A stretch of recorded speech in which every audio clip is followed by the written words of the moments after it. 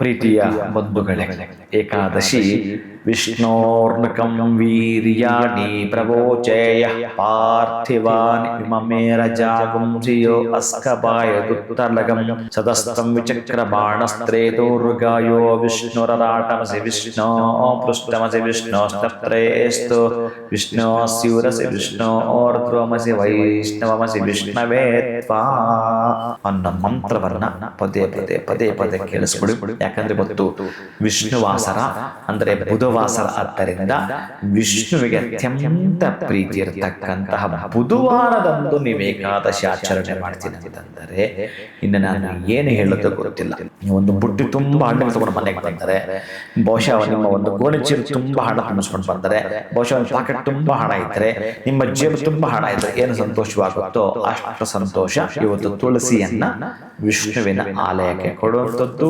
ನಾನು ಹೇಳಿದ್ದ ಈ ವಿಷ್ಣು ಮಂತ್ರವನ್ನ ಪುನಃ ಪುನಃ ಪುನಃ ಪುನಃ ಕೇಳಿಸ್ಕೊಳ್ಳುವಂತ ಪ್ರಯತ್ನವನ್ನ ಮಾಡ್ತೀನಿ. ಅಂತಂದ್ರೆ ನೀವು ಕಿಟಕಿ ತೆರೆದ್ರೆ ಹೇಗೆ ಗಾಳಿ ಬಂದ್ಬಿಡುತ್ತೋ, ಫ್ಯಾನ್ ಹಾಕಿದ್ರೆ ಹೇಗೆ ನಿಮಗೆ ತಣ್ಣನೆಯ ಗಾಳಿ ಬರುತ್ತೋ, ಇನ್ನೂ ತಣ್ಣನೆಯ ಗಾಳಿ ಅಂತಂದ್ರೆ AC ಬಟನ್ ಹಾಕ್ಬಿಟ್ಟು ಹೇಗೆ ಬರುತ್ತೋ ಅಷ್ಟು ಚೆನ್ನಾಗಿ ನಿಮ್ಮ ಬದುಕಿನಲ್ಲಿ ವಾತಾವರಣ ಕಲ್ಮಶ ರಹಿತ ಕರ್ತವ್ಯ ಸಹಿತವಾಗಿ ಮೂಡ್ತಾ ಬರುತ್ತೆ.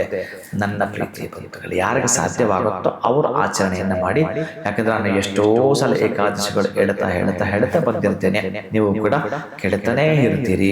ಸದ್ಗುರು ಪಾದ ಸೇವನಂ ಅನ್ನೋದನ್ನ ನೀವು ಕೇಳಿಸ್ಕೊಂಡಿದ್ದೀರಿ, ಪುಷ್ಕರಣಿ ಸ್ನಾನಂಚ ನೀವು ಕೇಳಿಸ್ಕೊಂಡಿದ್ದೀರಿ, ಏಕಾದಶಿ ವ್ರತಂಚ ಕೇಳಿಸ್ಕೊಂಡಿದ್ದೀರಿ. ಅತ್ಯಂತ ದುರ್ಲಭ ಅಂತ. ಇದನ್ನ ಮಾಡೋದು ಕಷ್ಟ, ಬಟ್ ಖರ್ಚಿಲ್ಲ ನಿಮಗೆ, ಯಾರ ಹಂಗಿಲ್ಲ ನಿಮಗೆ.